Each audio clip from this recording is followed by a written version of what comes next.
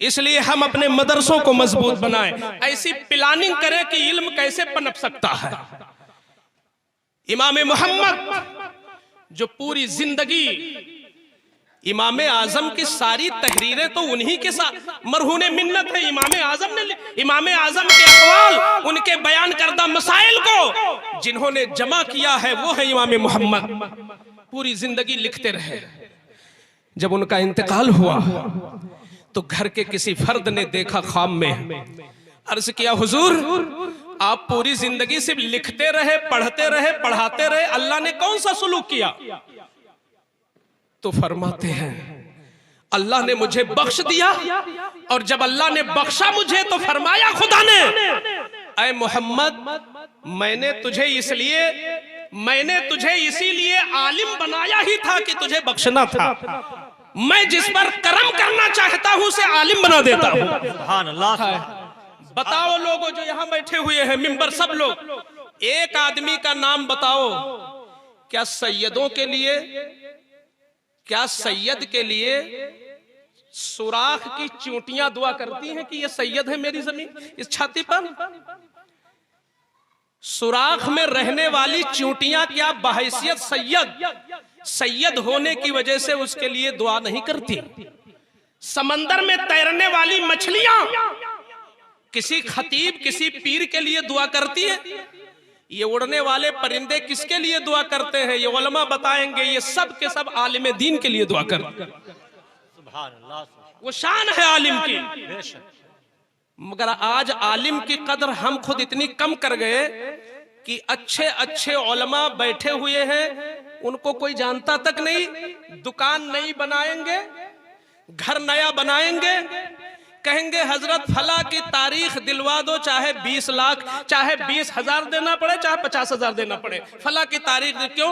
अरे हजरत मकान में कदम रखवाना है। ये रस्मों में क्यों उलझ रहे हो? चंद रस्मों में क्यों उलझ रहे हो? ये इल्म कहां गया तुम्हारा? शऊर कहां गया तुम्हारा?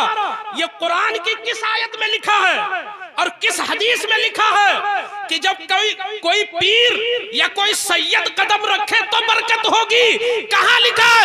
अरे आलिमे बाअमल अगर कदम रख दे तो यकीनन बरकत होगी, और तुम्हारी तिजारत में भी फरोग होगा, तुम्हारी रोजी में भी बरकत होगी। सुभान अल्लाह, सुभान अल्लाह, सुभान अल्लाह। नारे तकबीर, नारे रिसालत, उलमाए अहले सुन्नत, उलमाए अहले सुन्नत, हजरत अल्लामा मुफ्ती शेर मोहम्मद साहब किबला। नारे मैं तौहीन नहीं करता, मेरे सामने इरशादाते रसूल हैं, निस्बते मुस्तफा है। मैं जानता हूँ कि अगर कोई कितना बड़ा आबिदो जाहिद हो जाए और आले रसूल के तई हल्की सी अपने कल्ब में रंजिश रखेगा तो चाहे मकामे इब्राहिम के सामने सजदे करते करते उसके पेशानी घिस जाए, वो बख्शा नहीं जाएगा अगर आले रसूल से उसके लिए तंगी होगी। मैं अपनी कौम को जगाना चाहता हूं कि अगर सैयद से भी कदम रखवाते हो तो इन उलमा की भी कदम रखवाने की हिम्मत करो। आप किसी आलिमे बाअमल को तलाशो। फूंक वही लोग नहीं डालते, हमारे उलमा भी फूंक डालना जानते हैं। इल्म की कद्र जब थी उस वक्त, मैंने अभी किसी जलसे में कहा था कि आज एक आलिम कोई किताब लिखे तो ना कोई पढ़ने के लिए तैयार है, ना कोई छपाने के लिए तैयार है। और वो दौर था जब हमारा इल्मी दौर था, तो अगर कोई मुदर्रिस किताब लिख देता तो तनख्वाह अलग, और जो किताब लिखता उस किताब के वजन के बराबर सोना भी दिया जाता था उसको। सुभान अल्लाह, सुभान। ये हमारे बुजुर्गों ने काम किया है, तब इल्म बढ़ा था। बेशक बेशक, सुभान अल्लाह। किसी ने कोई किताब अरबी से उर्दू कर दिया, उर्दू को अरबी कर दिया, यूनानी को अरबी कर दिया, ऐसी सूरत में उसको उस किताब के वजन के बराबर सोना दिया जाता। बल्कि उन बादशाहों का तरीका यह था, खलीफाओं का, कि अशरफियों की थैलियां देकर बाजारों में कस्बों में भेज देते, कहते जाओ पता लगाओ इस कस्बे में, किसी कस्बे में कोई पक्का आलिम और कोई ऐसा आदमी है जो लिखना जानता है, जो एक जबान से दूसरी जबान में हमारे इल्म को मुंतकिल करना जानता है, उसको बुला लाओ। उसके बच्चों की किफालत बादशाह करेगा और उसको बैठकर उससे दीन का काम करवाया जाएगा। सुभान अल्लाह, सुभान अल्लाह। आपने इल्म की कद्र, इसलिए अब तुम हाफिज की कद्र करो, कारी की कद्र करो और अच्छे उलमा की कद्र करना शुरू कर दो। और ये जो बयान करके लोग अधूरा छोड़ देते हैं, इस पर न जाओ कि भाई मेरे पास बच्चा नहीं तो मैं हाफिज बनवाऊंगा तो मुझे ताज कहां मिलेगा। मैंने भी वो हदीस पढ़ी है जिसमें आका ने फरमाया उल बिसा वालिदाहु ताजन यौमल क़ियामा, कि एक हाफिज कुरान जो आमिल भी हो, कुरान पर आमिल भी हो, यानी सौमो सलात का पाबंद हो और हरामो हलाल की तमीज रखे, ऐसे हाफिज के माँ बाप को ताज दिया जाएगा। किस लिए दिया जाएगा? इसलिए दिया जाएगा कि उसकी माँ और उसके बाप की ये बहुत बड़ी कुर्बानी है कि इस महंगाई के दौर में अपने बच्चे से कमवाया नहीं, नौकरी नहीं करवाया, बल्कि गरीबी में जिंदगी गुजार लिया, मगर और बच्चे को फारिग कर दिया कि जाओ हाफिज बन जाओ। इस कुर्बानी की बुनियाद पर, इस कुर्बानी की बुनियाद पर माँ बाप को ताज मिलेगा। तो मैंने कहा ऐ मौला, दुनिया में इंसाफ मिले या न मिले, तेरी बारगाह में इंसाफ है। अगर माँ ने अपने बच्चे को भेज दिया तो ताज पाए, और बाप ने अपने बच्चे को भेज दिया तो ताज पाए। और हाफिज एहसान साहब ने दौड़ दौड़ कर पूरी जिंदगी खपा दिया मदरसे में, तुम्हारे बच्चों की जबान भी सही कराया, बैठकर दौर भी सुना, सब कुछ किया, चंदा भी किया, तो क्या कयामत के दिन सिर्फ माँ बाप को ताज मिलेगा, इनको नहीं मिलेगा?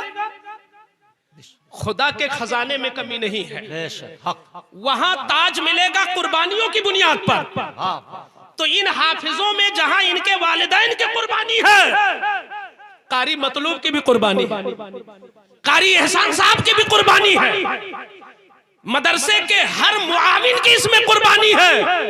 और ऐ चंदा देने वाले, तुम भी महरूम नहीं हो।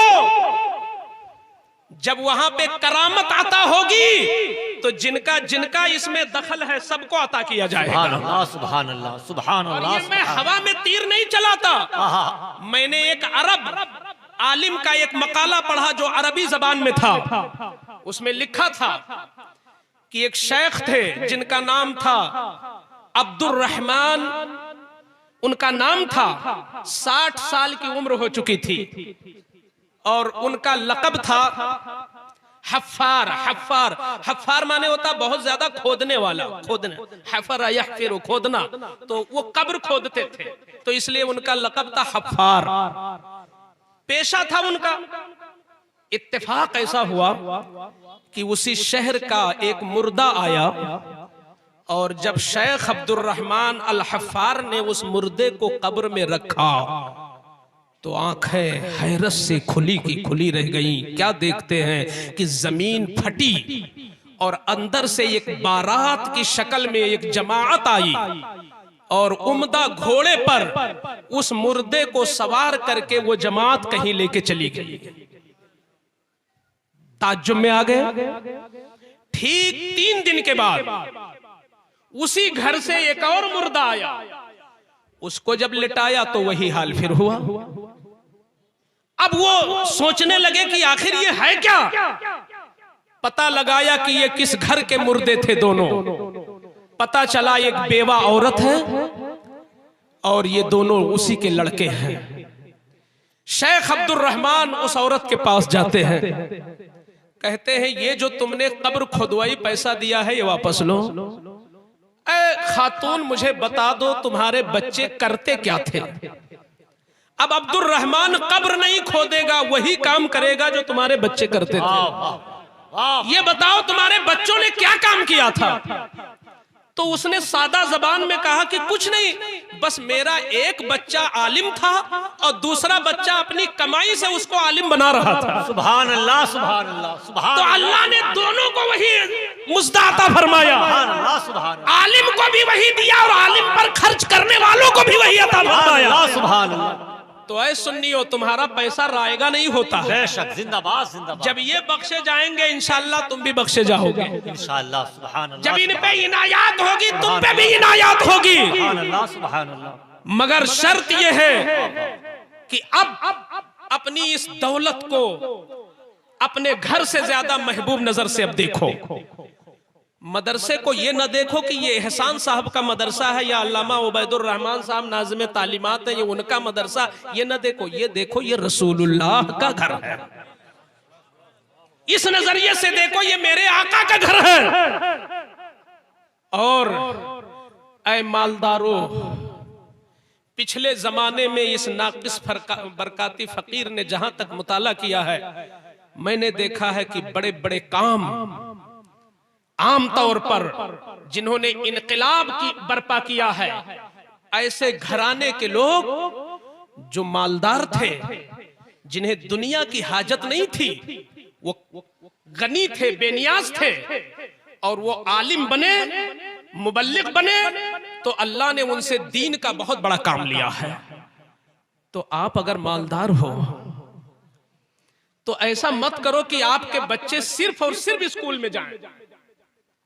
आप अपने बच्चों को भी रसूलुल्लाह के घर में भेजने की जरा तड़प पैदा कर लो। जिस दिन मालदारों का बच्चा आलिम हो जाएगा, जिस दिन किसी बड़े घर का बच्चा हाफिज होगा, तो एक गरीब घर के बच्चे से ज्यादा उससे काम होगा। जरूरत है कि मालदार भी इसमें हिस्सा लें। तुम रसूलुल्लाह की वरासत से अपने बच्चों को क्यों महरूम कर रहे हो? ये बहुत बड़ा अलमिया है कि जो लोग पढ़ाते भी हैं तो अपने 3 बच्चों में उस बच्चे को तलाशते हैं जो कमजोर हो जहन से। ये अंग्रेजी, ये साइंस, ये जितने भी सब्जेक्ट हैं, ये जानते हो ये मामूली है तालीम दीन। इल्मे दीन में ऐसी गहराई की जरूरत है कि तुम्हारा जो बच्चा बहुत ज़हीन हो उसको आलिम बनाओ। इंशाअल्लाह वो काम करेगा जो हाफिज मिल्लत ने काम करके दिखाया। अब ये मामूली नजरिया मत रखो, ऊंची सोच पैदा करो। एक बड़ी कड़वी हकीकत बोलने जा रहा हूं। अल हक़ मुर्रुन, हक कड़वी होती है, मैं अगर बोल दूं, क्योंकि आका ने फरमाया जो आलिम हक ना बोले वो गूंगा शैतान है। हम लोगों का भी ये तरीका है कि अगर हमने 2 बच्चे, अल्लाह ने 2 बच्चे अता किए, एक को हमने इंग्लिश मीडियम में रखा और एक को नूरुल कुरान में रखा, मसलन किसी मदरसे में।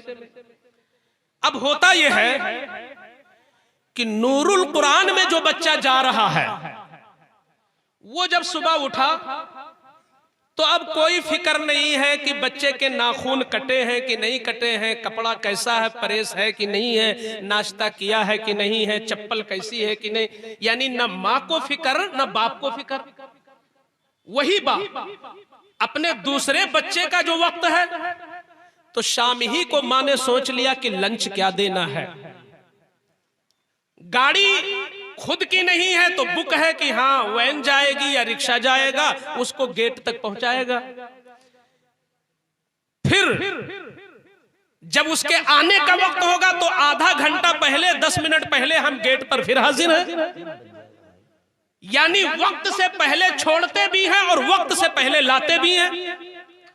फिर वो बच्चा जब पढ़ करके आया, जब वो बच्चा पढ़ करके आया तो हमने कोई अच्छा ट्यूटर तलाश किया, ट्यूशन पढ़ाने वाला। इंग्लिश मीडियम का बच्चा है तो हम ऐसा टीचर चाहते हैं जो अंग्रेजी से पढ़ा हो, जो इंग्लिश मीडियम में पढ़ा हो। हम हिंदी मीडियम पढ़ने वाले से इंग्लिश मीडियम पढ़ने वाले बच्चे को नहीं पढ़वाते। क्यों? इसलिए कि हम कद्र करते हैं उस तालीम की कि इसको उच्चारण सही नहीं होगा, इसका तलफ्फुज़ सही नहीं होगा। हमारा बच्चा इंग्लिश मीडियम में है तो इंग्लिश ट्यूटर भी चाहिए। ये आप एहतमाम करते हैं कि नहीं? करते हैं। लेकिन वो बच्चा जिसके बारे में तुम्हारा ईमान और यकीन है कि कुरान कल कयामत के दिन तो अलग बात है, कब्र में भी तुम अजाब से बचाएगा, कुरान तुम्हारी शफाअत करेगा। जब उस कुरान को तुम्हारा बच्चा लेके चला तो कपड़े गंदे हैं, कोई फिक्र नहीं, पैर में चप्पल सही से नहीं है, कोई फिक्र नहीं, मदरसे में उस्ताद को कुछ देना है, कोई फिक्र नहीं, मदरसे में कोई ताउन करना है, कोई फिक्र नहीं। ये कौन कर रहा है? एक मुसलमान कर रहा है। अरे अफसोस मुसलमान, तेरे कुरान की ताजीम क्या यहूदी करेगा? तेरे कुरान की ताजीम क्या नसरानी करेगा? तेरे कुरान की ताजीम क्या अंग्रेज करेगा? मुसलमान इसकी ताजीम नहीं करेगा तो कौन करेगा?